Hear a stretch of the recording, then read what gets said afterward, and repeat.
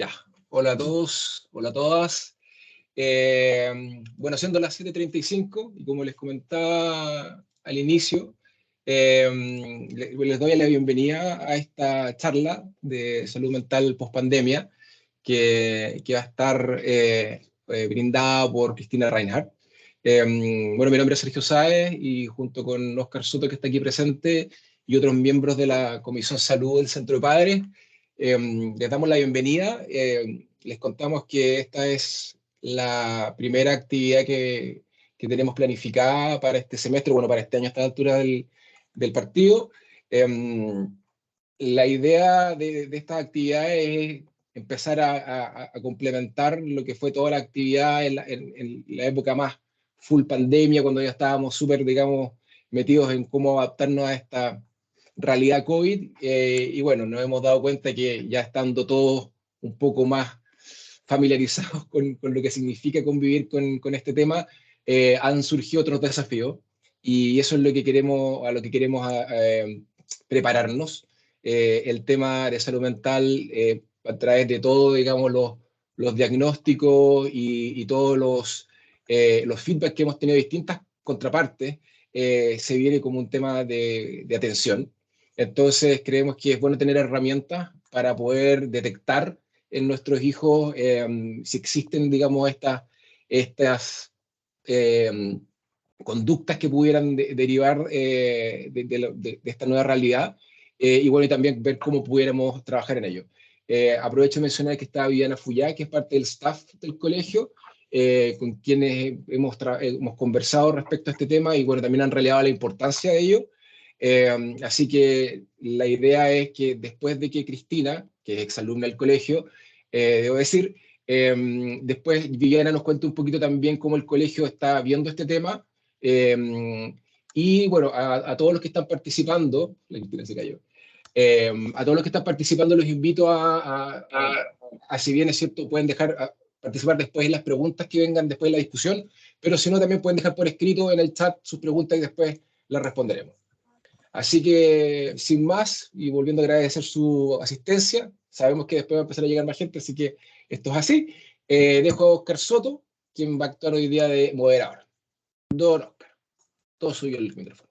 Muchas gracias, Sergio. Bueno, agradecer a Cristina, realmente estamos muy comprometidos con ella y agradecidos que nos acompañe hoy día. Sabemos de su vasta experiencia infanto-juvenil y también en su calidad de exalumna, y sin más, junto con nuevamente reiterar estos agradecimientos, le damos la palabra para que nos pueda dar inicio a su exposición. Hola a todos, buenas noches, muchas gracias por la invitación. Sí. Me perdí un poco de la introducción porque se me cayó el sistema, pero voy a compartir pantalla ahora. Ahí está, no sé qué es lo que... Ay, no me manejo mucho aquí. Ahí está. Ahí está bien. ¿Ahí se ve? ¿Sí? Sí. Ya. Bueno, como fue comentado en la presentación, mi nombre es Cristina Reinhardt, soy psiquiatra infanto-juvenil, soy terapeuta familiar, fui exalumna del colegio y estudié medicina en la Universidad Austral, así que soy una valdiviana de corazón. Y hoy día vamos a conversar un poco sobre salud mental en este periodo post-pandemia, y en particular sobre los trastornos alimentarios o de la ingestión de alimentos. Este es un poquito los temas que vamos a tocar hoy día. Los estudios internacionales han demostrado que la pandemia y el confinamiento prolongado se relacionan con efectos negativos en la salud mental de la población. Desde la mirada del modelo procesal del estrés, esto puede explicarse por un desbalance entre las demandas psicosociales y las estrategias de afrontamiento, y en particular en los niños y adolescentes que tienen sus estrategias de afrontamiento que están en desarrollo y dependen en parte del cuidado parental. Entonces, el estrés de los padres, los cambios de rutina, la disminución en la interacción social y en la capacidad de juego, que se relacionan con la cuarentena, el cierre de las escuelas, y los pone en mayor vulnerabilidad de presentar problemas de salud mental.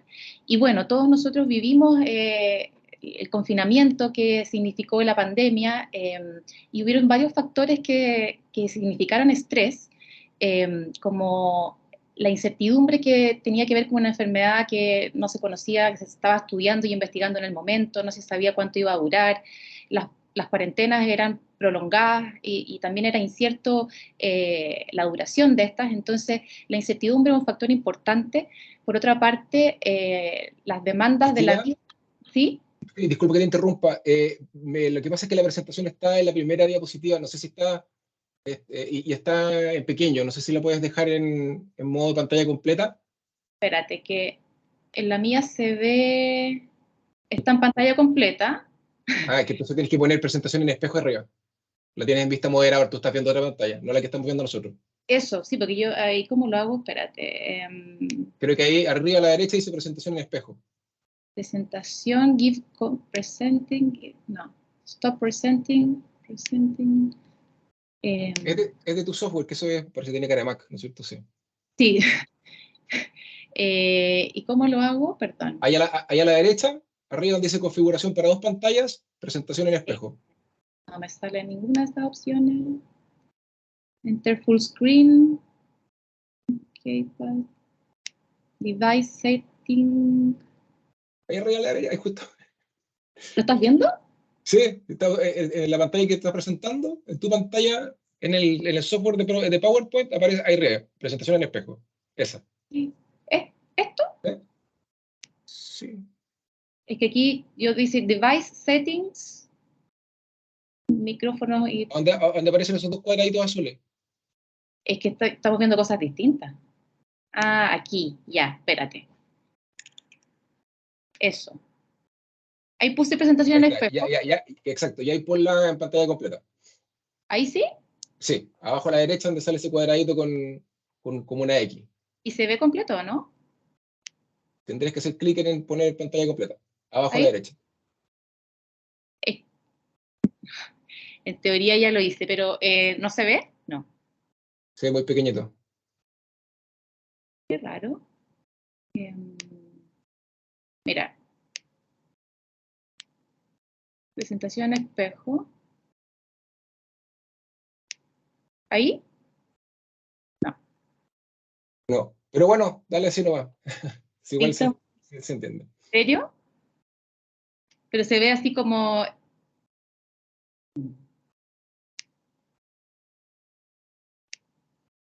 Ahí, ¿no? Es que ahí abajo, abajo a la derecha está el cuadrado de pantalla completa. Abajo, es que yo veo... Abajo, ahí donde está el Sí, zoom. ahí ya lo puse, Sí. ¿no? A ver, creo que te digo. Ahí. ¿Eso? Sí. Ya. Ahí me están... Ahí estás viendo la pantalla completa de la presentación, ¿sí? No sé qué pasa, pero no importa. Se ve en todo caso, Cristina. Sí se ve bien. Ya. ¿Sí? Sí, no nos perdamos en eso. Ya. Bueno, entonces la salud mental en los niños y los adolescentes estuvo bien complicada en relación al confinamiento, y se hicieron algunos estudios acá en Chile para ver cuáles son las consecuencias que se presentaron en los niños y adolescentes. Hubo un estudio en Santiago, en escolares de primero a cuarto básico, y hubo dos estudios que se hicieron en población universitaria. Y se pudo ver de que había alta presencia de síntomas ansiosos, de síntomas depresivos, mayores niveles de irritabilidad, síntomas somáticos, también se presentaron trastornos del sueño, altos niveles de incertidumbre, y algunos diagnósticos también aumentaron en relación a la pandemia, como el trastorno de estrés postraumático, el duelo y las conductas suicidas. Y así también En relación a los trastornos de la alimentación, a nivel mundial se vio un aumento de un 30 a un 50% asociado a la pandemia por coronavirus, y se cree que dicho aumento está relacionado con estresores como el confinamiento, la falta de actividades recreativas y sociales, el aumento del uso de pantallas y redes sociales y cambios en el patrón de alimentación. Además hay un tema ahí con la edad, hartos adolescentes que están en el periodo de la pubertad, o sea, con la pandemia tenían, no sé, 10 años, y cuando se terminó el periodo más importante de confinamiento y volvió como un poco la rutina habitual, ya tenían, no sé, 12. Entonces, o de 11 a 13. Entonces, esa etapa que es muy importante en relación a el cómo construye, los cambios corporales, los cambios en la manera que tienen de pensar, de relacionarse entre ellos, fue muy desafiante el regreso a la vida cotidiana, porque muchos de ellos no tuvieron ese proceso, esos años para irse adaptando a estos cambios. Entonces se han visto bien estresados con esa situación. Ahora vamos a hablar algunos temas en particular respecto del trastorno de la conducta alimentaria, y en psiquiatría nosotros nos basamos en el Manual Diagnóstico y Estadístico de Enfermedades Mentales, en la versión número 5, que es un manual en donde expertos, principalmente en Estados Unidos, establecen los criterios diagnósticos para los trastornos en psiquiatría. Y los trastornos de la alimentación y de la ingestión de alimentos son un grupo de trastornos que presentan alteraciones persistentes de la conducta alimentaria o de la conducta orientada a controlar el peso, que interfieren significativamente con la salud física o el funcionamiento psicosocial. Y dentro de esta categoría están todos estos trastornos, pero hoy día vamos a hablar en particular de la anorexia nerviosa, de la bulimia nerviosa y el trastorno por atracón. La anorexia nerviosa se caracteriza por los pacientes se caracterizan por presentar restricción de la ingesta de energía en relación con los requerimientos, lo que lleva a un peso corporal significativamente bajo para la edad, el sexo, la etapa del desarrollo y la salud física del paciente. Un peso significativamente bajo se define como un peso que es menor que el peso normal mínimo, o en niños y en adolescentes es menor que el peso mínimo esperado para la edad o para el desarrollo sexual. El segundo criterio es presentar un miedo intenso a aumentar de peso o engordar, o comportamientos persistentes que interfieren con el aumento de peso, a pesar de que el paciente tiene un peso significativamente más bajo. El tercer criterio es un trastorno en la forma en que se experimenta el peso o la forma del cuerpo, y una influencia indebida del peso corporal o la forma en la autoevaluación, y una falta persistente de reconocimiento de la severidad del bajo peso corporal actual. Se definen dos subtipos: la anorexia nerviosa restrictiva, que se caracteriza porque en los últimos 3 meses el paciente no ha tenido episodios recurrentes de atracones o purgas, es decir, vómitos autoinducidos o el uso indebido de laxantes. La pérdida de peso se logra principalmente entonces a través de la dieta, el ayuno, el ejercicio excesivo o todos los anteriores. Y el otro subtipo es el de atracones y purga, que se caracteriza por que en los últimos 3 meses el paciente tiene involucrado episodios recurrentes de atracones o conductas de purga. Hay que especificar el nivel de gravedad que se mide en relación al índice de masa corporal, y estos criterios que aparecen acá, estos índices, tienen que ver con población adulta. En los adolescentes se mide el IMC en relación a la edad y al desarrollo sexual. También cuando están en un percentil menor al 10 en las curvas de desarrollo, también se considera una desnutrición secundaria importante a la anorexia nerviosa. Y en estos criterios, la última versión se quitó el criterio de la amenorrea, que antes era un requisito para diagnosticar anorexia nerviosa, y esto de que ya no esté la amenorrea como un requisito también ha aumentado el diagnóstico de anorexia. La bulimia nerviosa, por su parte, se caracteriza por presentar episodios recurrentes de atracones, y un atracón se caracteriza por la ingestión elevada, es decir, en un periodo determinado, por ejemplo, dentro de un periodo cualquiera de 2 horas, una cantidad de alimento que es claramente superior a la que la mayoría de las personas ingerirían en un periodo similar, en circunstancias parecidas, y por una sensación de falta de control sobre lo que se ingiere durante este episodio. Por ejemplo, sensación de que no se puede dejar de comer o controlar lo que se ingiere o la cantidad. Además, los pacientes con bulimia tienen que presentar comportamientos compensatorios inapropiados recurrentes para evitar el aumento de peso, como son los vómitos autoprovocados o el uso incorrecto de laxantes, diuréticos u otros medicamentos, el ayuno o el ejercicio excesivo. Estos atracones y comportamientos compensatorios se producen de promedio al menos una vez a la semana durante 3 meses y también deben presentar una autoevaluación que se ve indebidamente influida por la constitución y el peso corporal. Estas alteraciones no se deben producir durante episodios de anorexia. La gravedad se determina en relación a la cantidad de episodios de comportamientos compensatorios inapropiados que hay a la semana. El trastorno por atracón es muy parecido al trastorno de bulimia nerviosa, en donde se presentan episodios recurrentes de atracones que ya definimos anteriormente, pero estos episodios se asocian además a estas características como comer más rápido de lo normal o comer hasta sentirse desagradablemente lleno, comer grandes cantidades de alimentos cuando no se siente hambre físicamente, o comer solo debido a la vergüenza que se siente por la cantidad que se ingiere, y sentirse luego a disgusto con uno mismo, deprimido o muy avergonzado por el episodio de atracón. Entonces tiene que haber 3 o más de alguna de esas características. Hay un malestar intenso respecto a los atracones, se producen en promedio al menos una vez a la semana durante 3 meses, y no se asocia a la presencia de comportamientos compensatorios recurrentes inapropiados, como en la bulimia. Datos de epidemiología. Los trastornos de alimentación históricamente se relacionaban con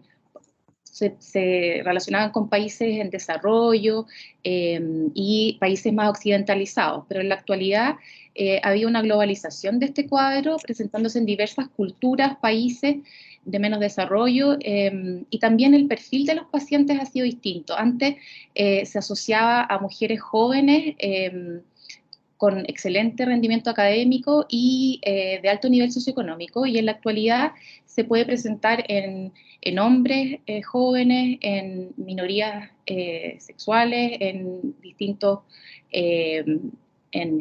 razas, etnias y también en edades más tempranas. Los trastornos de alimentación, hay un riesgo de un 6% de la población que puede presentarlo. Es la tasa de mortalidad más alta por causa de enfermedades psiquiátricas. Son la tercera causa de una enfermedad crónica en la adolescencia, lo que es alto. Hay más riesgo de tener un trastorno de la alimentación que una diabetes en los adolescentes. La prevalencia de vida para anorexia nerviosa es de un 0,8% y para bulimia de un 1,7%. Y en Chile, la prevalencia de riesgo de tener o desarrollar un trastorno alimentario ha aumentado bastante en la población escolarizada y oscila entre un 7 y un 12%. Y la mayoría son mujeres. De la etiología, de la etiología hay factores biológicos, hay una multicausalidad, en donde todos estos factores interactúan de una manera que no está tan clara. ¿Puedo presentar esta parte o no? Si lo pongo ahí, ¿se ve igual? Se ve igual. Sergio, ¿sí? Ya. Sí, se ve igual. Ya. Dentro de la etiología hay factores biológicos, y estos factores biológicos, hay factores genéticos en donde hay una alta herencia de un 50 a un 83%. No se han identificado genes específicos, pero hay alta heredabilidad en familiares, por ejemplo, de anorexia nerviosa. Tienen 5 veces más posibilidades de tener un trastorno alimentario que una persona que no tiene trastorno alimentario. Y hay factores fisiológicos asociados también a presentar estos trastornos, como la malnutrición por exceso y la pubertad, que asociado con factores genéticos podrían gatillar un trastorno alimentario. Hay factores neurobiológicos, por alteraciones en los circuitos neuronales relacionados con la recompensa y el autocontrol, que están relacionados con una disregulación en los sistemas dopaminérgicos y serotoninérgicos. También hay algunos estudios preliminares que relacionan a las alteraciones en la microbiota intestinal con la etiopatogenia y el curso de los trastornos de conducta alimentaria.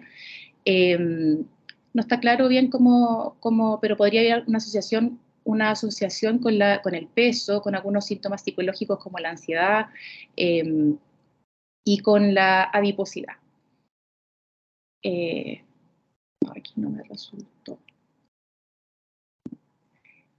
Bueno, vamos a seguir aquí. Después había factores psicológicos que están relacionados, como el temperamento y la personalidad. Hay características de las personas que tienen trastornos alimentarios, como son el perfeccionismo, la urgencia negativa, que es una reacción bien precipitada cuando hay angustia, con dificultad en el autocontrol, una autoestima baja. Se asocia también con características como depresión, ansiedad y altos niveles de culpa. Y personas que tienen deterioro en el funcionamiento interpersonal pueden tener más riesgo de tener trastorno de conducta alimentaria.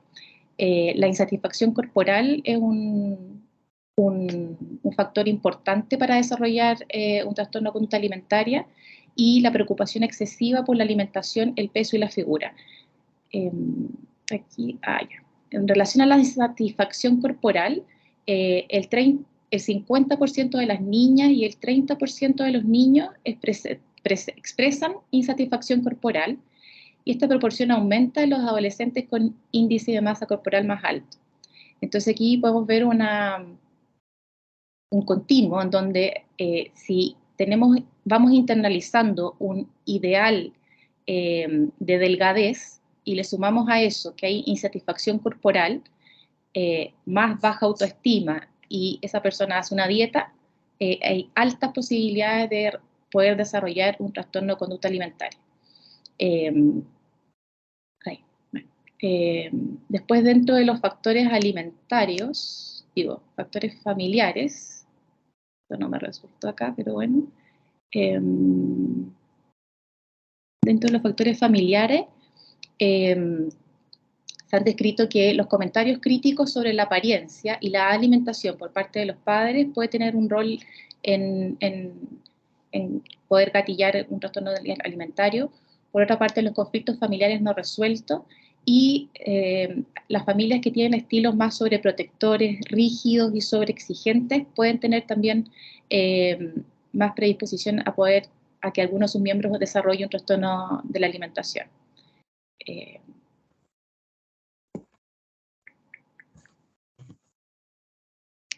Acá. No, esto no me está. Ya.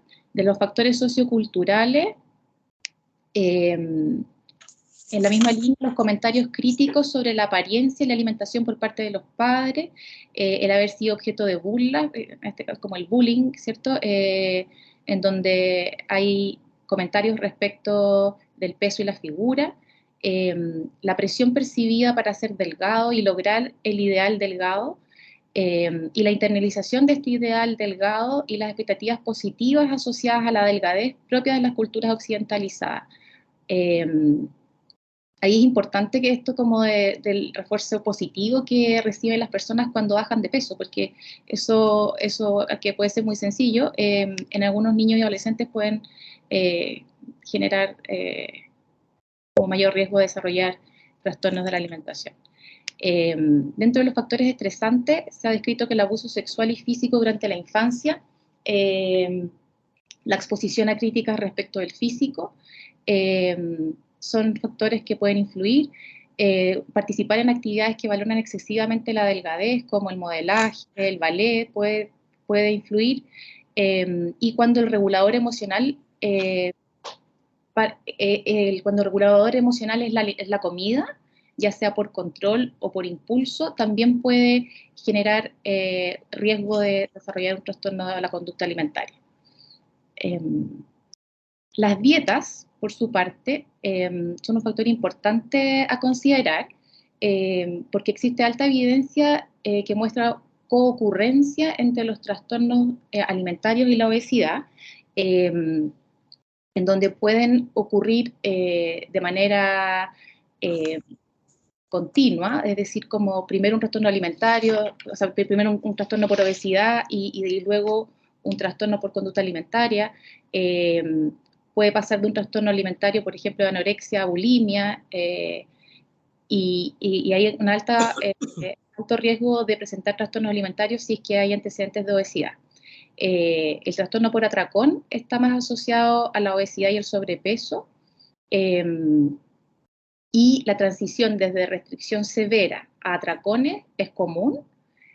Sin embargo, el proceso reverso es menos habitual en los adolescentes. Hacer dieta, que en este caso se define como aquella de tipo restrictivo, realizado con el fin de disminuir la ingesta calórica para bajar de peso o limitar la ingesta de ciertos tipos de alimentos para controlar el aumento ponderal. Con esa definición consideramos el hacer dieta. Y estas dietas generalmente consultan adolescentes, mujeres, generalmente la inician por su cuenta, y otras veces consultan a un especialista, generalmente apoyadas por los familiares, quienes buscan que la dieta sea manejada por alguien, un especialista en el fondo, y otras veces son los mismos familiares los que presionan a que los adolescentes hagan dieta. Y se ha visto que el solo hecho de hacer dieta es un factor de riesgo para presentar un trastorno de la alimentación. Y muchas veces estos pacientes que consultan no necesariamente lo hacen porque estén con sobrepeso, sino que en muchos casos existe la insatisfacción con la imagen corporal, que es algo central. Entonces, el solo hecho de hacer dietas tempranamente en la vida es una conducta de riesgo para el desarrollo de obesidad y otros problemas relacionados con el peso, siendo un factor gatillante principal de los trastornos alimentarios. Por otra parte, hay varios estudios que sugieren que a largo plazo estas dietas no son efectivas, sino que además pueden promover el aumento de peso. Y algunos mecanismos para explicar el por qué hacer dieta puede llevar al desarrollo de sobrepeso es porque hay un aumento de la eficiencia metabólica, es decir, se requieren menos calorías para mantener el peso. Entonces cuando se termina de hacer la dieta, viene el aumento de peso. Por otra parte, existe un debilitamiento de las señales de hambre y saciedad, entonces no hay una manera como de censar cuánto estoy comiendo, y cuando hacemos dietas puede haber un aumento del atractivo de los alimentos más restringidos. Entonces cuando ya puedo dejar de hacer dieta, cuando ya se deja de hacer dieta, aumenta mucho la ingesta de esto.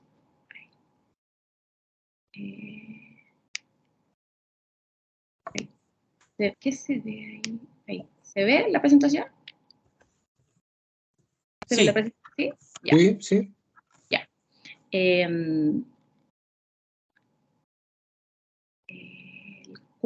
¿Cuándo sospechar? ¿Cuándo sospechar un trastorno de alimentación? Los pacientes con anorexia nerviosa, por ejemplo, a menudo desarrollan problemas de peso y un cambio en la conducta alimentaria 6 a 12 meses antes del diagnóstico clínico completo. Y la tasa de pérdida de peso generalmente aumenta en las últimas semanas antes de la derivación, lo que lleva a los padres a buscar evaluación médica. Generalmente los adolescentes dan ciertas explicaciones para estas conductas restrictivas, que son como que están comiendo menos por razones de salud, porque no tienen hambre o porque presentan algunas molestias abdominales. Pero generalmente no dicen que es porque quieren bajar de peso. Entonces ahí, entonces ahí es muy importante considerar que es muy importante considerar las conductas de los adolescentes más que el relato. Muchas veces pueden presentar ideas obsesivas con la comida, no comen la colación o se saltan comida. Cuando usan el baño durante o después de las comidas también puede ser sospechoso, siendo una conducta que haya cambiado en el tiempo, por supuesto.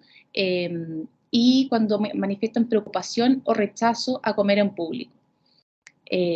el cuadro clínico, se repite un poco esto, pero en el fondo las conductas restrictivas tienen que ver con dejar de comer ciertos alimentos, por ejemplo, los hidratos de carbono, realizar ayunos prolongados, esconder comida, o ponerse más selectivo en la alimentación, el control y el conteo de calorías cuando van a comer, se ponen más rígidos con los horarios de la alimentación, y hay veces que realizan conductas como de cocinar para otros, pero ellos no comen. En relación al ejercicio, tienen una conducta que es intensa y compulsiva, y a veces llegan a limitar la cantidad de agua, o por el contrario, tomar harta agua antes de comer para así generar sensación de saciedad y comer menos. Dentro de las conductas purgativas pueden ser vómito, escupir, el uso de laxantes o diuréticos, o las idas al baño en relación con las comidas, que pueden ser durante o después de comer. Los atracones, ya los definimos anteriormente, una ingesta excesiva en un corto periodo de tiempo, o cuando comen muy rápidamente, y generalmente tienen asociado vergüenza, culpa y asco. En relación a la imagen corporal, generalmente hay una disconformidad con la imagen corporal y tienden a pesarse frecuentemente, a mirarse largas horas en el espejo, pero con una sensación de malestar y angustia. En relación al calce de la ropa, tienden a usar ropa más holgada para ocultar el cuerpo, y tienden a compararse con otras personas, siendo siempre como con connotación negativa la imagen que tienen de ellos mismos. Existe también distorsión de la imagen corporal, entonces ellos, a pesar de, por ejemplo, tener un peso muy bajo, consideran que están gordos, y presentan miedo y angustia ante la posibilidad de subir de peso. Dentro de los síntomas psicológicos, hay altos niveles de depresión, se ponen más irritables, tienen algunas ideas obsesivas y muy rígidas respecto de esta idea de bajar de peso, por ejemplo, y tienden al aislamiento. El impacto en la salud de estos cuadros es bien importante, ya que presenta una alta morbilidad médica y psiquiátrica.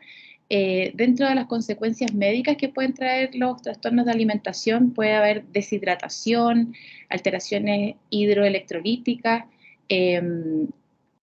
alteraciones en la densitometría ósea, con osteoporosis, puede haber alteraciones cardíacas que pueden llevar a la muerte, arritmias, hipoglicemia, atrofia cerebral, retardo del crecimiento, alteraciones gastrointestinales importantes, puede haber neumonía por aspiración, y alteraciones de las funciones hepáticas y renales.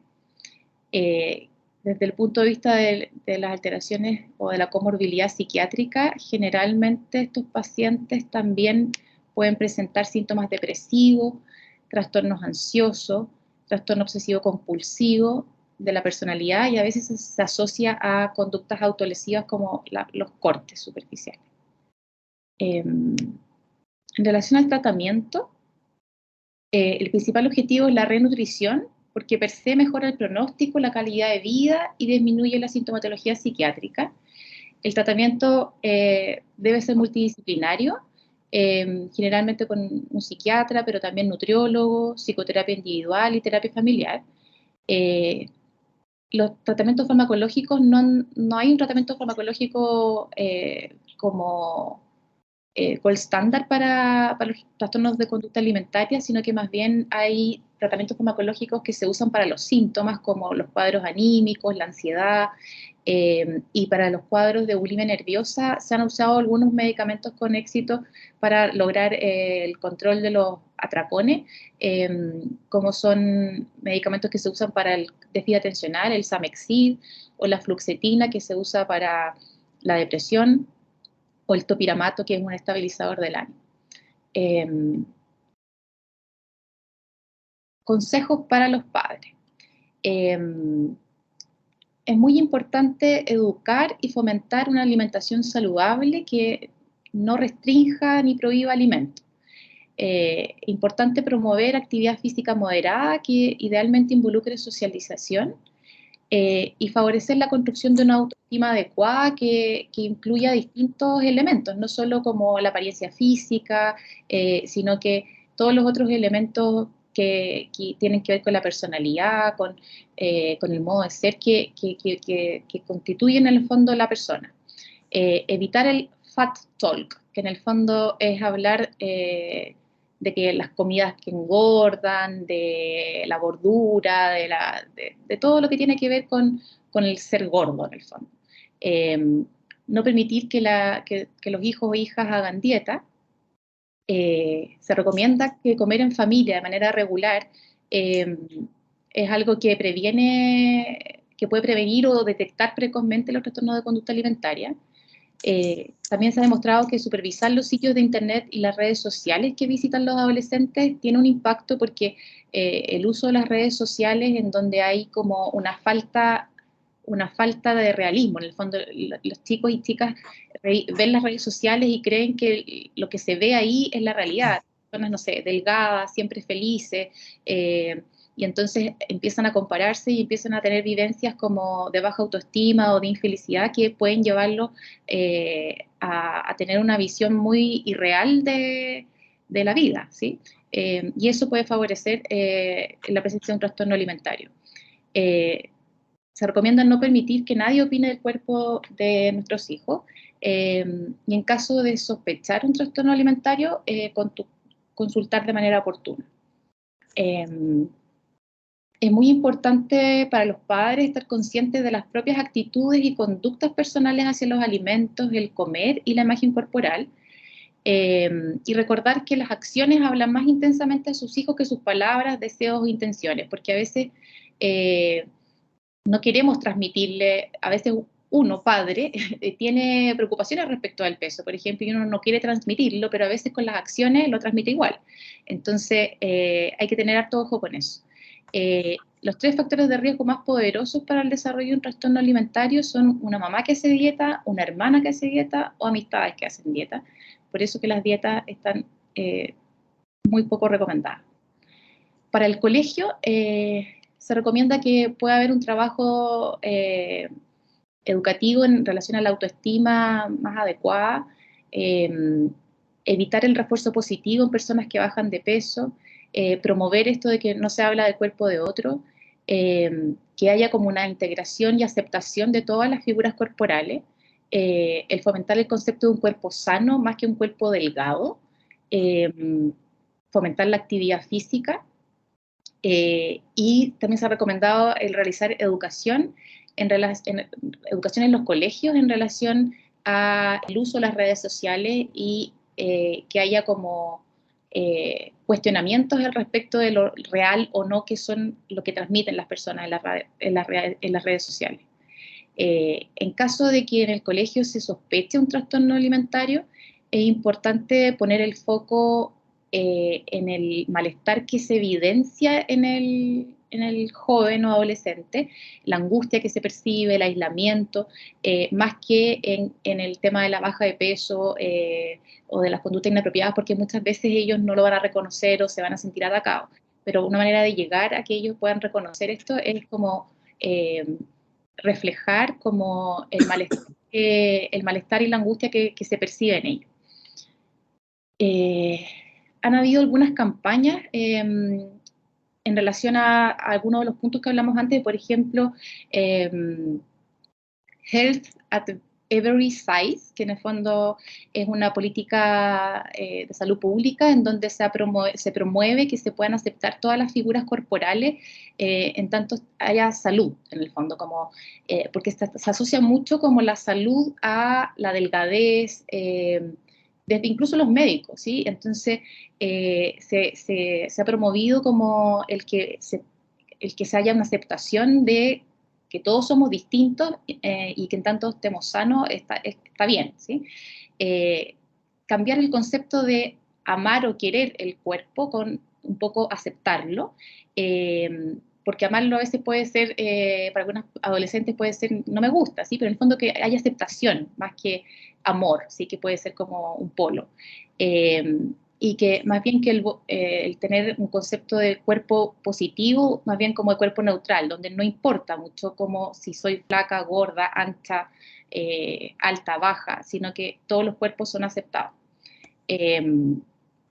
Y también que, al contrario de lo que se ve en las redes sociales, todos somos distintos, y que no todos son delgados, flacos, sino que en el fondo todos somos distintos, y lo que se ve en las redes sociales no siempre es lo real, en el fondo.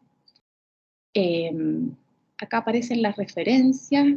Esta es una foto del colegio que saqué yo cuando se celebraron los 150 años del colegio, que así es como yo lo recuerdo. Pero ha cambiado mucho el colegio en este último tiempo, así que eso, hasta ahí llega mi presentación, y ahora quedo como atenta si tienen algunas preguntas. Muchas gracias, Cristina. Por supuesto, tenemos muchas preguntas. Previo a ello, sí, vamos a conversar con Viviana Fullá, ¿no es cierto?, del staff, para que también nos pueda dar una opinión o alguna orientación de cómo ella, cómo ven ellos, ¿no es cierto?, en el staff, en general, el desarrollo de los adolescentes en este tema post pandemia o todavía intermedio pandemia, porque todavía estamos ahí viendo qué sucede. Viviana. Ok, muchas gracias por el espacio. Me gustaría contarles que agradezco también la invitación y todo lo que compartió con nosotros Cristina. Hay varios puntos que yo me gustaría recalcar de su presentación y que de alguna forma después lo voy a juntar con lo que nosotros observamos en el colegio y en estudiantes del colegio.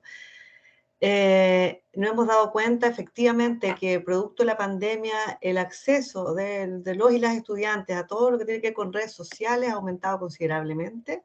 Ya veníamos fuerte, obviamente ya todos los chicos tienen hace mucho tiempo ya celulares, pero lo que llama la atención es que este impacto en las redes sociales ha sido mucho más fuerte este último periodo. Mi impresión, en lo que hemos observado, lo que trabajamos en el colegio, del equipo de apoyo, y que tiene que ver también con que en las redes sociales hay de todo, y se encuentra de todo, están muy expuestos a imágenes con una idealización muy fuerte en relación a la delgadez, con retos también que tienen que ver con este tema, o con burlas al cuerpo del otro, donde es muy fácil hacerlo y donde nos podemos esconder también desde el anonimato, ¿no? Y por lo tanto, violencia en relación a este tipo de situaciones y discriminación de los cuerpos de los demás, ¿ya? Y en ese sentido nos hemos dado cuenta, si bien no es tan evidente en el colegio, porque los niños o los estudiantes no lo comentan directamente, pero uno a veces, sondeando un poco más, empieza a darse cuenta de que hay otro mundo paralelo, que es este mundo virtual, donde ellos comparten y comparten esta información también. Y en ese sentido me parece fundamental, y estamos trabajando obviamente en ello, en lograr evitar esta discriminación en todo sentido, no solamente en relación a los cuerpos, sino en la aceptación del otro y la tolerancia y el respeto a los demás. Estamos fuertemente trabajando en eso, porque obviamente que una discriminación hacia el cuerpo de otro lo va a afectar negativamente en relación con su cuerpo y con los hábitos alimenticios y por lo tanto con la salud también, ¿ya? En ese sentido es muy importante, sabemos que como bien dice Cristina, la aceptación del cuerpo que uno tiene, independiente del tamaño gordo, flaco, porque también hay todo un movimiento en relación a la gordofobia en este minuto, también esa aceptación nos va a llevar a adquirir estos hábitos saludables y por lo tanto a tener una vida mejor y una mejor salud, mayor bienestar, también psicológico, no solamente físico.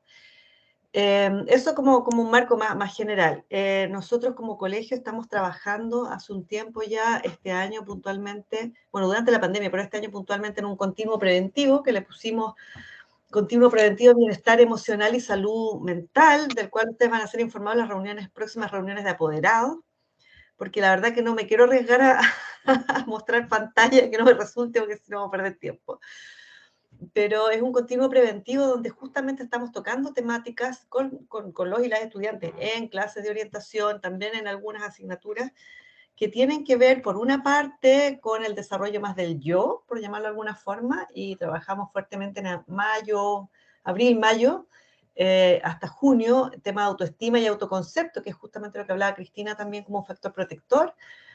Ahora en este mes estamos trabajando el tema de la solidaridad y por lo tanto el cuidado del otro y la relación con el otro y el respeto al otro.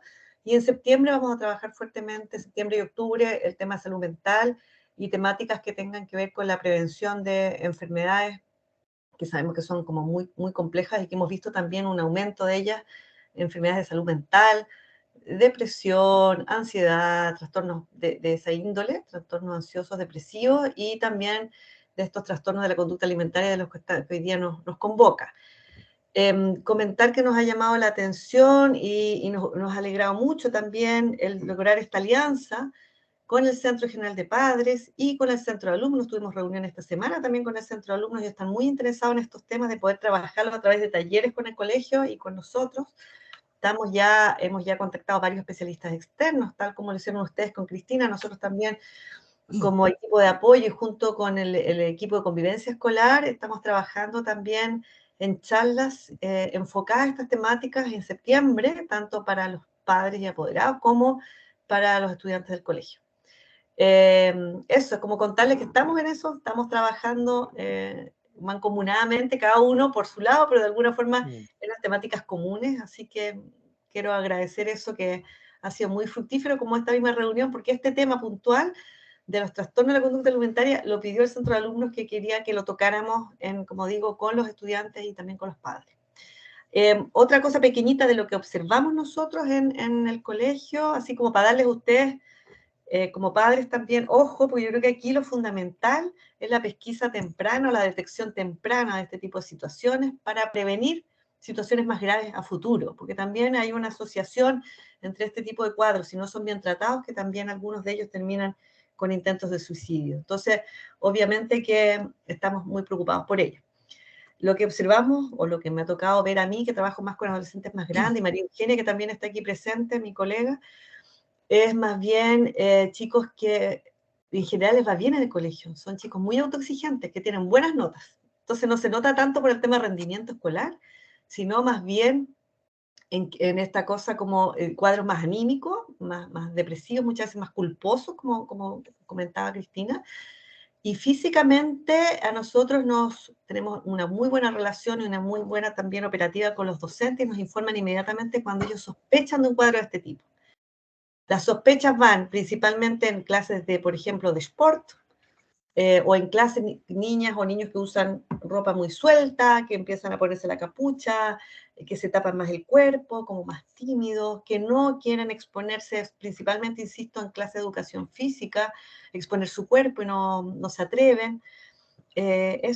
Ese tipo de conducta se observa más en el colegio y, como digo, cuando nosotros nos enteramos de ese tipo de situaciones, siempre informamos a los apoderados para que ustedes tengan esa tranquilidad, que cada vez que nos llame la atención alguna situación de esas, por supuesto nosotros hacemos atención primaria, eso es decir, detección temprana, no hacemos terapia ni tratamiento, pero sí les informamos a ustedes para que haya un buen trabajo afuera, ¿no? Con todos los profesionales que conllevan hacerse cargo de una situación de esta.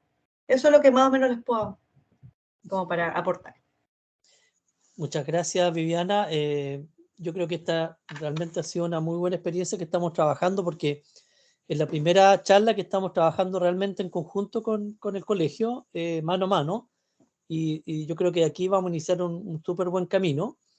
Y sobre lo que tú decías, y aquí viene también una consulta a Cristina, a propósito de la depresión en general, pero a lo mejor se puede aplicar acá también a los trastornos alimentarios.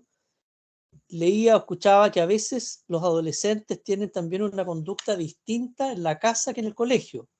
De allí la importancia de las profesoras, ¿no es cierto?, los profesores que detectan a veces conductas que en la casa son completamente distintas. No sé si eso tiene algún correlato con la parte digamos, de salud mental. Eso es una consulta para Cristina y también para Viviana. Sí. Sí, los adolescentes, en general, yo le pregunté, hablamos con Viviana un poquito antes de la presentación, y por ejemplo yo le preguntaba a Viviana si es que estaban almorzando en el colegio, por ejemplo. Entonces me decían de que no, o sea, que algunos pocos almuerzan en el colegio, que los que están más distantes y no pueden ir a sus casas, pero son pocos los que almuerzan en el colegio y generalmente no hay tanta supervisión de ese espacio por parte de adultos, entonces ahí es difícil como observar, porque por ejemplo, en el colegio los adolescentes aprovechan de restringir alimentación, porque ahí no hay la supervisión de los padres que están, a veces las chicas que están queriendo como bajar de peso y que hay una como intención ahí, pero los papás están pendientes, entonces les indican que tienen que comer, que no pueden saltarse las comidas y están ahí como acompañando. Eso no está en el colegio, entonces pueden en el colegio empezar a tener más libertad en restringirlo y ahí se puede notar, ¿sí? Como de que no comen la colación, de que la regalan a otras personas, o de que comen en exceso también, como de que pueden comer mucho y comerse la colación de los otros, por ejemplo. Entonces sí, puede haber, más bien tiene que ver con la supervisión, finalmente, como de que pueden pasar más desapercibidas estas conductas alimentarias en el colegio y en la casa, si es que hay supervisión y acompañamiento, pueden ser más notorias. O en el colegio se puede notar más bien estas otras conductas que contaba Viviana, que en el fondo se vuelven un poquito más aislados, andan así como más, en el fondo más tapados, como más retraídos, más desanimados, y esas son las conductas que son más notorias en relación al trastorno de una conducta alimentaria que pueden presentarse en el colegio.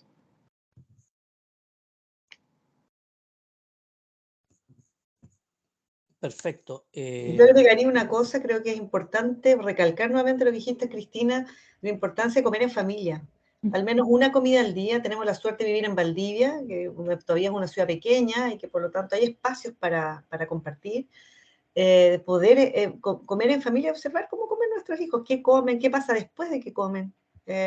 Y también poner atención a las redes sociales. Conversar es súper difícil. Yo sé que es súper difícil, yo también soy madre adolescente, no es fácil, pero alguna conversación como que no quiere la cosa, cuéntame quiénes son tus seguidores, qué estás viendo, de qué se trata. Ojo con los hashtags que buscan, por ejemplo, súper de moda el hashtag Mía o el hashtag Ana, que son para buscar páginas que tienen que ver con anorexia o con bulimia, por ejemplo. Y eso es importante como conversar, observar en qué están, qué están buscando, qué información. Sé que no es fácil, pero de repente, sobre todo con más pequeños, segundo ciclo básico, todavía se podría intervenir más que en media. Y ojo también con los comentarios, sobre todo hacia las mujeres, porque es muy fuerte también el tema cultural chileno respecto al cuerpo femenino. Hay movimientos muy bonitos también en Chile, del cuerpo del otro no se habla, hay un movimiento importante ahí también del body positive, que se llama, estoy buscando el nombre, pero tampoco me lo sé de memoria, y que es como relevar que cualquier cuerpo es bueno y no tiene que ver con el peso. Hay estudios también de gente muy delgada y flaca que tiene pésimo, digamos, hábitos alimentarios y malnutrición versus personas que sin ser obesas, que son más gruesas, por llamarlo de alguna forma, pueden estar mejor nutridas. Entonces también hay un tema ahí con el sesgo de peso, que también hay un estudio bien interesante al respecto de salud, digamos, pero poner ojo en qué relevamos nosotros, porque a los chicos se les felicita porque les fue bien en el partido de fútbol, porque son, oye, qué rápido eres, qué buen deportista, y a las mujeres por ser bonitas. Entonces, relevar otro tipo de cosas que no sean solo la apariencia física, sino que también para qué nos sirve el cuerpo, que va más allá de cómo se ve el cuerpo. ¿Ya? Ojo con eso también, porque sin querer uno puede reforzar un trastorno de este tipo al decir, oye, que estás lindo y día estás más flaca, como decía bien Cristina, y la chica está más flaca porque está con el tremendo trastorno detrás, entonces, ay, al fin me consideran, al fin estoy bien, sigo con el trastorno, obviamente. Entonces, del cuerpo del otro no se habla, creo que es una muy buena campaña, la pueden buscar en internet, hay harto material al respecto, y queremos empezar a trabajar esos temas, como digo, a partir de septiembre, con grupos etarios específicos. Todavía vamos hacia allá, pero todavía no empezamos, ¿ya? Gracias, Viviana. Bueno, sobre lo mismo, si las personas quieren hacer preguntas, la pueden hacer en el chat o levantar ahí la mano en reacciones y les damos la palabra. y mientras aquello acontece tenemos también algunas inquietudes. Ahí hay una mano que está levantada. Sergio, no sé si tú puedes dar Sí, una es Paula intervención. Alemán que hable nomás. Que Ya, llega y a hablar nomás. pero el micrófono tiene que abrir. Ahí está. ¿Tengo? Paula, adelante. Sí. Sí. Hola Cristina, gracias por la Hola. presentación. Tengo una pregunta como del otro lado, porque, bueno, en realidad soy pediatra además, entonces me toca ver mucho la malnutrición por exceso, que es un problema como grave post pandemia, con obesidad severa y con problemas de salud asociados. Entonces, ¿cómo lo podemos hacer? Probablemente son las mismas respuestas las que vas a dar, pero sin dañar la autoestima de estos niños y que no aumente el riesgo para hacerlos caer en los trastornos de conducta alimentaria restrictiva, que claramente pueden llegar a ser mucho peores que los médicos orgánicos por la obesidad. Pero creo que es algo muy difícil de manejar, porque estos niños tienen que igual someterse a un proceso de salud mental y de salud como física, de bajar de peso, de ordenarse en sus comidas, que tiene que ir acompañado de la familia, pero se hace muy difícil el manejo de estos niños para que no caigan en el otro lado. Sí, es una súper buena pregunta porque es complejo. Es complejo.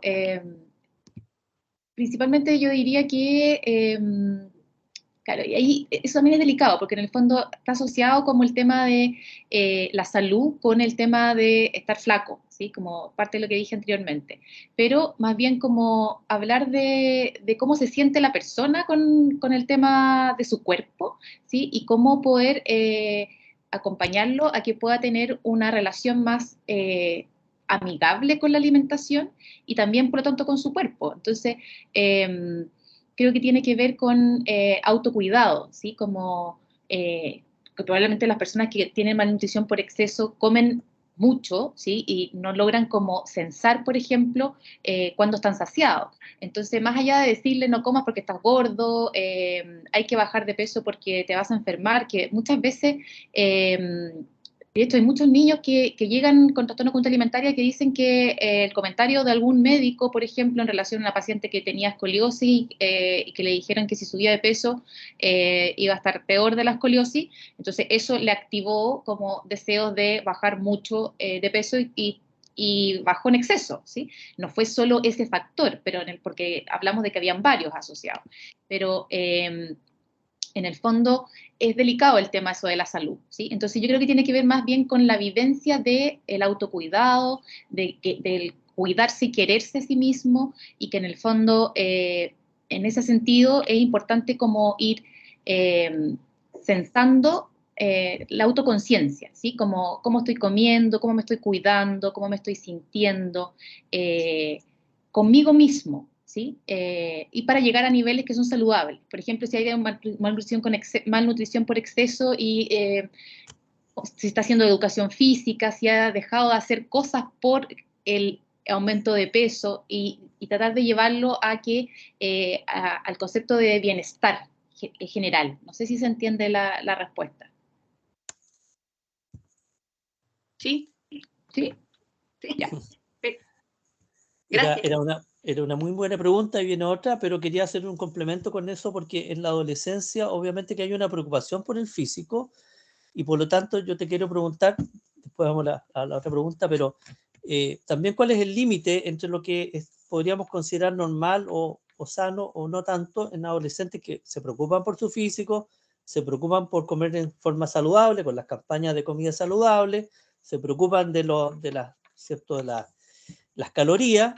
Entonces, ¿dónde podríamos nosotros descifrar si estamos en un niño que está o adolescente que está muy bien porque está tomando todas estas consideraciones o otro que está exagerando y que pudiera pasar a un punto que es distinto? No sé si se logra captar la inquietud. Yo creo que sí. También es buena pregunta, porque es normal en los adolescentes que se preocupen por cómo se ven, ¿sí? Porque están como en esta etapa en donde están saliendo como de una cosa más intro, en el sentido de más en el núcleo familiar, a una cosa más social, y en eso cómo quiero aparecer para los otros, cómo me siento cuando aparezco en la relación con los otros. Entonces, pongo harto foco en eso. Entonces,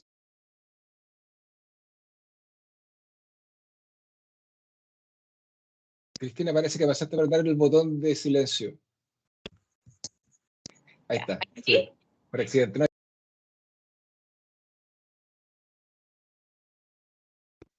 ¿Ahí? ¿Se escucha? ¿Ahí sí? Ya. Entonces, yo diría que más bien cuando estas conductas se vuelven rígidas, como inflexibles, y se vuelven en esa misma línea como obsesivas. Es decir, claro, hay gente que puede decir, sí, voy a comer saludable, y saludable es vegetariano, vegano para esa persona. Y también cuando cambian en esos hábitos, en el fondo hay que comer de todo, ¿sí? Y también que por momentos yo puedo salirme de esa comida saludable y disfrutar y flexibilizar en el fondo. Que de pronto sí, voy a estar mirándome al espejo porque es parte de la adolescencia, pero cuando paso horas delante del espejo y en el fondo termino llorando y con dificultades para salir al encuentro familiar o al encuentro con amigos porque no logro encontrar algo que me haga sentir bien con mi cuerpo, creo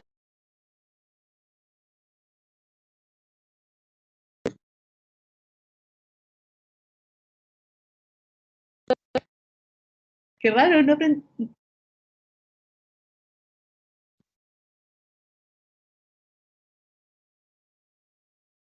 Nuevamente ese silencio, no tengo idea por qué. Ya, sorry. Cuando, cuando se rigidizan y se vuelven intransigentes con eso.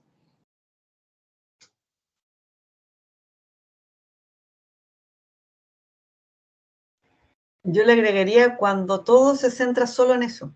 Es un poco lo que preguntabas tú, cuando ya como que interfiere la adaptación general del niño, cuando ya interfiere en el colegio, cuando deja de salir con los amigos, cuando deja de hacer otras cosas porque está pendiente solamente del peso, del cuerpo, etc. Como lo que hablabas tú, como conductas rígidas, pero que afectan en otros ámbitos más allá del peso. Rígidas Oscar, y que se generalizan en otros ambientes, claro, en la familia, en el colegio, con los amigos. Sí, y el porcentaje que tú indicaste es muy alto, ¿ah?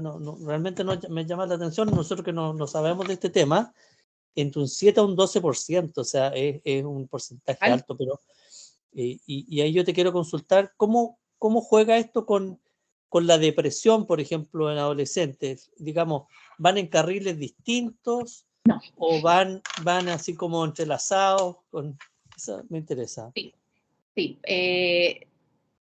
El diagnóstico diferencial que hay que hacer es que a veces hay chicos que empiezan a tener restricción alimentaria o empiezan sí, a restringir alimentación por cuadros del ánimo, ¿sí? Porque hay un cuadro del ánimo a la base y secundariamente hay como una disminución del apetito, baja motivación, aislamiento, retraimiento que pueden haber. Lo que no hay en la depresión necesariamente es la disconformidad con la imagen corporal y la distorsión de la imagen corporal, ¿sí?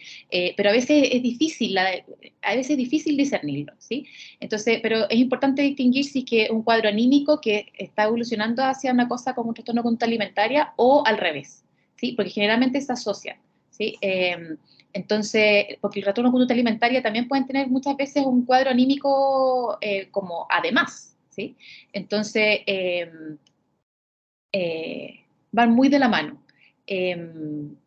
Y lo más importante ahí para diferenciarlos, efectivamente, este tema como de cómo se sienten ellos con su propio cuerpo, si hay insatisfacción corporal, y si es que, porque los adolescentes muchas veces no reconocen que están bajando de peso porque tienen miedo a subir. Esa parte no la dicen muchas veces. O sea, me ha pasado varias veces en la consulta en este último tiempo, aparte que me ha tocado ver más, que dicen, no, yo no quiero bajar de peso, pero después uno conversa con los papás y dicen, sí, no está comiendo, se demora un montón, dice que va a engordar, ¿sí? Se lo dice a los papás o lo anda diciendo, o dice que se siente gordo, ¿sí? Pero uno les pregunta dirigidamente y dicen, no, yo no tengo, como que lo niegan, ¿sí?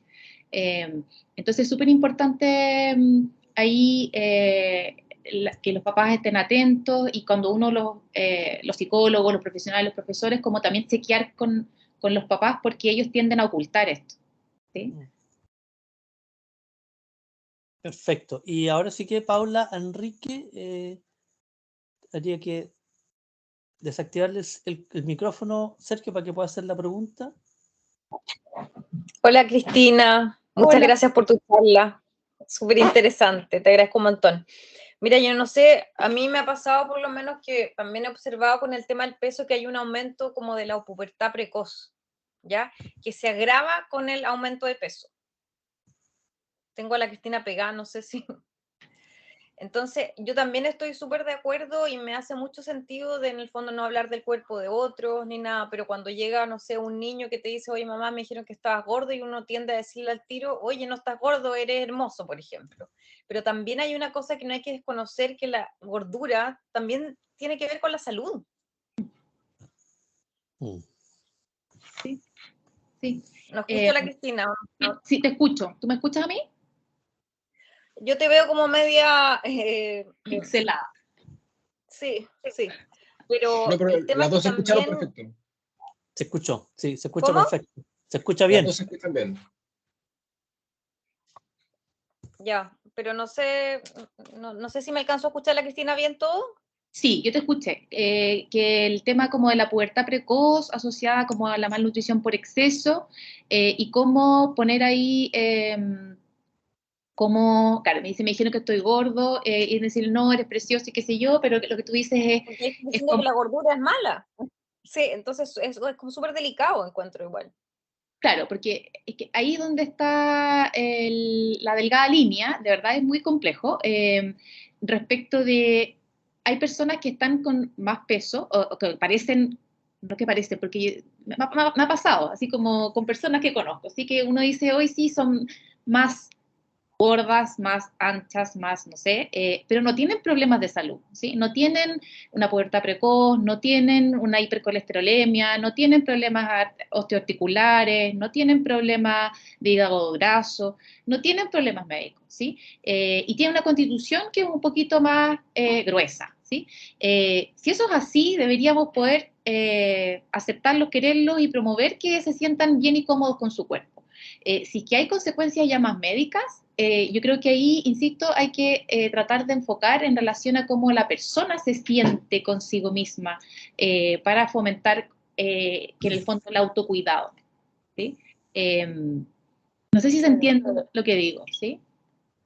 Sí, pero un niñito chico, por ejemplo, no tiene mucha conciencia corporal. Por ejemplo, estoy hablando de 7, 9 años. Ya, sí, sí, no tiene mucho. Entonces, ahí en el fondo, no creo creo que, pienso yo, o sea, desde desconocimiento, pero si en el fondo estás viendo que ahora con el tema de post pandemia, por el aumento de las pantallas, el sedentarismo y el desorden en las comidas, se ha aumentado la pubertad precoz en niños y en niñas.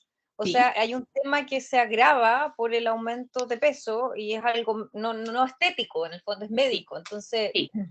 ¿cómo Ahí, abarcarlo sin traumar al niño, en el fondo? Eso es ahí lo que yo te estoy diría diciendo. que hay que promover como las conductas que van hacia lo saludable sin necesariamente hablar del cuerpo del otro, ¿sí? Como en el fondo como promover que haga actividad física, porque la alimentación en un niño de 7, 8 años depende más de los padres, ¿sí? Entonces, ahí también depende cómo nosotros le ofrecemos los alimentos, cómo nos relacionamos nosotros con los alimentos, el mismo hecho, por ejemplo, de comer equilibrado, comer de todo, pero no comer, no sé, pues solo pan, y también la vida que llevamos también, ¿sí? Como que a veces es más fácil comer comida procesada, más, que son de rápida preparación, ¿sí? Pero que tampoco son tan saludables. Entonces, yo creo que tiene que ver con promover más como los otros factores. La actividad, insisto, la actividad física, el salir a caminar, el exterior, ¿sí? Como no las cosas tan indoor, el uso... y la comida como saludable, como promover hábitos saludables, más allá de entrar a decirle, es que estás gordo, no puedes comer, ¿sí? Sí, porque yo sigo esta cuenta de no hablar del cuerpo de otros y de repente igual me parece a mí personalmente un poco extrema, porque ni siquiera hay que hablar de la comida mala o buena, o de chatarra o saludable, porque en el fondo, si ahora en estos momentos nosotros hablamos de que es saludable, hay gente que dice que la leche es mala, que el gluten es malo, que miles de cosas, entonces de repente hay un exceso de información ahí. Sí, sí. Sí, estas campañas hablan como de esto de la alimentación más intuitiva, que en el fondo tú puedas comer lo que quieres, como, sí, yo creo que es una delgada línea que no sé si la vamos a resolver, digamos, pero yo creo que tiene que ver con, yo creo que tiene que ver más con también cómo nos relacionamos con la comida. Yo, no sé, tengo una imagen así como con mi familia, y mi sobrina chiquitita, así tiene no sé cuántos meses, y está así, la sentaron en la mesa, y hay una mesa pero llena de comida, porque la comida también es la manera como nos socializamos, cómo nos reunimos, cómo lo pasamos bien, pero también es como a los niños también les presentamos esto, ¿sí? También depende de nosotros, ¿sí? Como de cómo nos relacionamos con la alimentación, y eso se lo transmitimos a los niños, y en esa línea como promover los hábitos saludables y que el compartir, pero también el autocontrol, ¿sí? Y que compartir también, por ejemplo, muchas veces no tiene que ver con la comida, sino que con cómo compartimos con otras cosas, jugar en vez de que haya comida, ¿sí? Como cuando uno hace sobremesa, por ejemplo, estoy pensando. Gracias, Cristina. Que estés muy bien, gracias. Gracias. Bueno, creo que no sé si queda alguien más con alguna pregunta, porque si no, yo creo que estamos ya La Paula en un Lema, horario. pero no sé si... ya. Ah, sí, Paula Lehmann, ¿o no? Sí.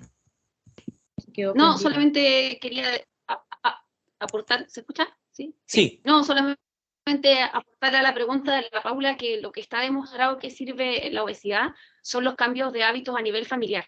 O sea, en el fondo es toda la familia la que tiene que cambiar sus hábitos completos, tanto de la alimentación como de sentarse a la mesa, de todo lo que decía Cristina, pero como que lo que está demostrado que le da como salud a los niños pequeños, sobre todo, que tienen que cambiar los hábitos porque tienen malnutrición por exceso, es que toda la familia come de la misma manera y se relaciona con la comida de la misma manera. Eso no. Gracias, Paula. Muchas gracias. Nos quedamos con esos consejos que también nos dio Viviana, ¿no es cierto? Un almuerzo, una cena en familia. Parece que nos va a ayudar mucho, no solo en el trastorno alimenticio, sino que también en mejorar muchos ámbitos de nuestra vida. Y nuevamente agradecido a Cristina por tu tiempo. Sabemos que incluso has tenido que mover ahí algunos horarios de pacientes. Estamos realmente agradecidos, y también de Viviana por tu participación y por esta alianza que estamos haciendo. Así que, bueno, reiteramos los agradecimientos. Muchas gracias también a las personas que se dieron el tiempo a conectarse, y bueno, ya habrá otra oportunidad en que te vamos a molestar, Cristina y Viviana, para seguir conversando de estos temas. Muchas gracias. Muchas gracias a ustedes por la invitación. Gracias, Cristina. Vale, chao. Muchas gracias a todos por venir. Chau. Gracias. Adiós. Muchas gracias. Buenas noches. Gracias.